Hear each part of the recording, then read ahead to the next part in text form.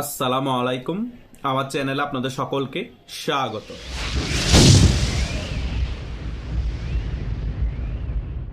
12ই ফেব্রুয়ারি মামু ভাগ্নার নির্বাচন শেষ এবং নির্বাচন শেষ হওয়ার পরেই মামুরা ভাগ্নাদেরকে ধরে ধরে বাদাম চালান দেওয়া শুরু করে দিয়েছিল।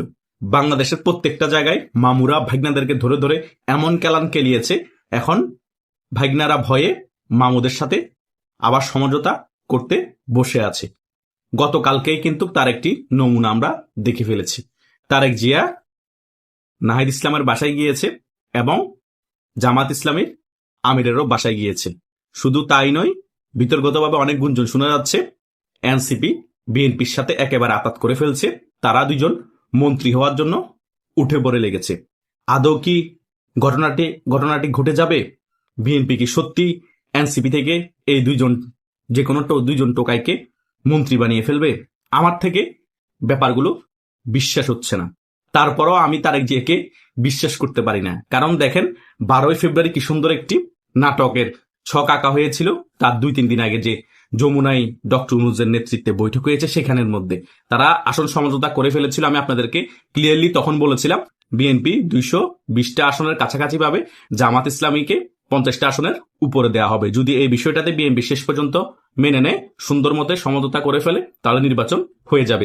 সেম কিন্তু আমি যেটাই বলেছি, নির্বাচনের পরবর্তী রেজাল্ট কিন্তু আপনারা যারা আমার ভিডিও দেখেছেন পরবর্তীতে সেম ভাবে পেয়েছেন।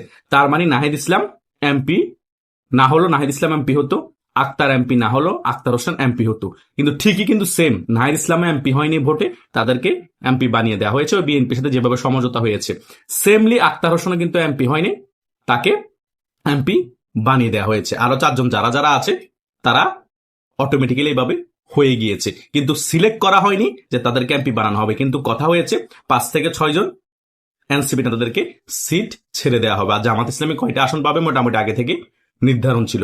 তারপরেও কিন্তু নির্বাচনের পরবর্তী সময় পার্সোনাল দ্বন্দ্বের কারণে এই ভাগিনাদেরকে বিএনপির কর্মীরা খুঁজে খুঁজে ঘর বাড়িতে হামলা করেছে, খুঁজে খুঁজে ধরে ধরে গণধোলাই দিয়েছে। অনেকে ভয়ে ঘর বাড়ি ছেড়ে এখনো পলাতক আছে। কিন্তু উপরস্থ যারা শীর্ষ নেতৃবৃন্দ আছে এনসিপির, জামাত এবং বিএনপির, তারা কিন্তু উপরে এখন ভালো হয়ে যাচ্ছে এবং এনসিপি চাচ্ছে বিএনপির সাথে একেবারে ঢুকে গিয়ে তারা দুজন মন্ত্রী হয়ে যেতে। এটা যদি তারা সফল হয় তাহলে তো ভালো, আর যদি সফল না হয় তাহলে তারা কি করবে? তাহলে তারা জামাতের সাথে এভাবে থেকেই বিএনপির বিরোধিতা করবে। উপরে ভিতরগতভাবে বিএনপি, জামাত এবং এনসিপি এক থাকবে আওয়ামী লীগের বিষয়ে। তাদের কথা হবে একটাই, যে আওয়ামী লীগকে ঠেকাও। আমরা বিরোধী দল হিসেবে আপনাদের বিরোধিতা করব, আপনারাও আমাদের সম্পর্কে সমালোচনা করবেন। আমরা যাই বলি না কেন ওই রকম ভাবে আমাদের উপর আপনারা যাতে এফেক্ট না আসে, কোনো ধরনের প্রশাসনিক দিয়ে আমাদেরকে হেনস্থা করবেন না। এভাবে করে তারা একটা সিন্ডিকেট নির্বাচনের পরবর্তী সময় তৈরি করে ফেলেছে। তার মানে বাংলাদেশে তাদের মেইন প্ল্যান হচ্ছে বাংলাদেশে আওয়ামী লীগকে বাংলাদেশের মানুষ থেকে মুছে ফেলার চেষ্টা করা হবে।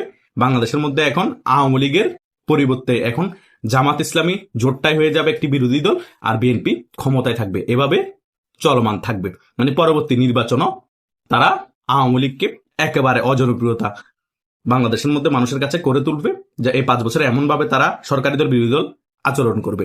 কিন্তু এই সকল বিষয় আমরা সাধারণ জনগণ বুঝি, তরুণরা বুঝি, এগুলা বাংলাদেশের মানুষ খাবে না।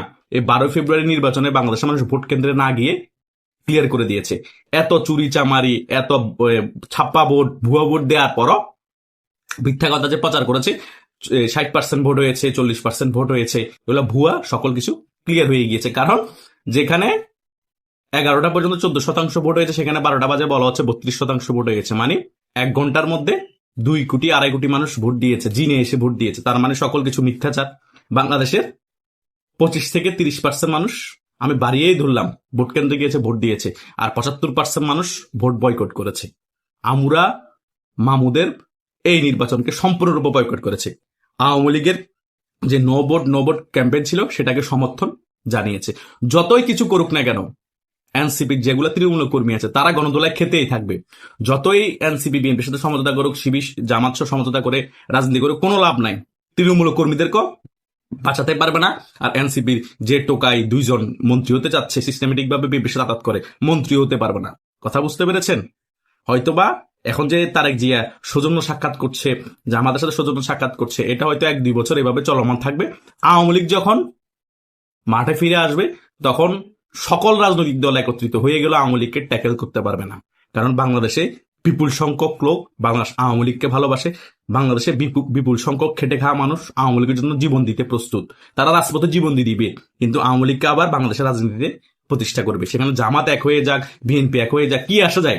2001 থেকে 2006 সালে জামাত, বিএনপি, অন্যান্য ওদের সিন্ডিকেটের সকল জোট একসাথে ছিল না। আওয়ামী লীগ তখন রাজপথে নেমে তাদের পুলিশ বাহিনীর সাথে এবং জামাত, বিএনপির সাথে এককভাবে ফাইট করে লড়াই করে টিকে যায়নি।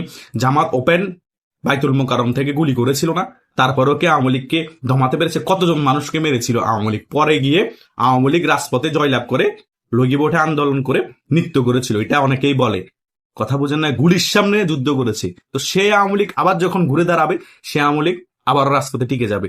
জামাত কি বিএনপির সাথে এক হলো, এনসিপি কি সমঝোতা করলো, এগুলো আমাদের দেখারও বিষয় না। আর আওয়ামী লীগ অন্য কারো গ্রিন সিগন্যালের প্রয়োজন নাই। আওয়ামী লীগকে মাঠে নামানোর জন্য এবং সংগঠিত করে রাজপথ দখল করার জন্য শেখ হাসিনা গ্রিন সিগন্যালই যথেষ্ট, এটা মাথায় রাখবেন। তাই এনসিপির সাথে তারেক জিয়ার সমঝোতা হয়েছে, তারেক জিয়া নাহিদ ইসলামের বাসায় গিয়েছে, তারেক জিয়া ডক্টর শফিকুর রহমানের বাসায় গিয়েছে। যাক, ডক্টর শফিকুর রহমান সাথে আদাত করে জামাত থেকেও মন্ত্রী বানাক, কিছু এনসিপি থেকেও 2জনকে মন্ত্রী বানাক, কোনো সমস্যা নেই। তারা যে মামু ভাগ্নে আমরা সকলেই জানি। দিন শেষে তারা এক, ওই কথাই আছে না, রসুন কুয়া কুয়া কোন এক জায়গায়। এমনি রাজনীতি কারণে সমালোচনা করা দরকার, সে কারণে সমালোচনা করে, এগুলো যে আয়োয়া সেগুলো আমরা আগে থেকেও জানি।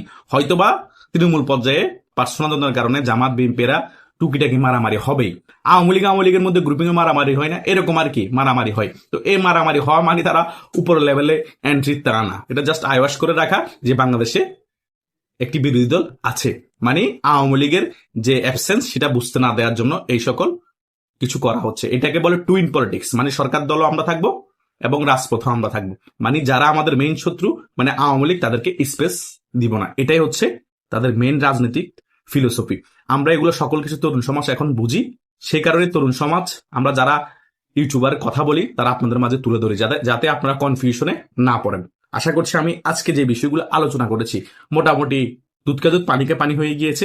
তারা কি করতে চাচ্ছে, তারা কিভাবে সমঝোতা হচ্ছে বা নির্বাচনের আগে কিভাবে সমঝোতা হয়েছে, সকল কিছু আপনারা বুঝতে পেরেছেন। যারা আমার ভিডিও রেগুলার দেখেন মোটামুটি তো আপনারা কানেক্ট করতে পারবেন নির্বাচনের আগে কি সমঝোতা করেছেন, নির্বাচন পরবর্তী সময় তারা কিভাবে সমঝোতা করে দেশ পরিচালনা করবে বিএনপির সাথে।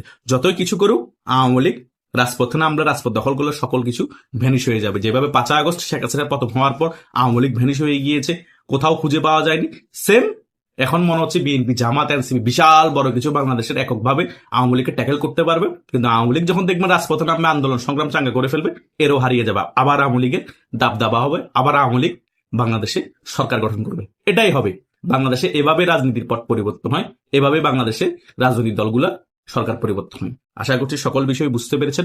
তবুও যদি কোনো মতামত থাকে কমেন্ট করে জানাতে পারেন। ধন্যবাদ সকল।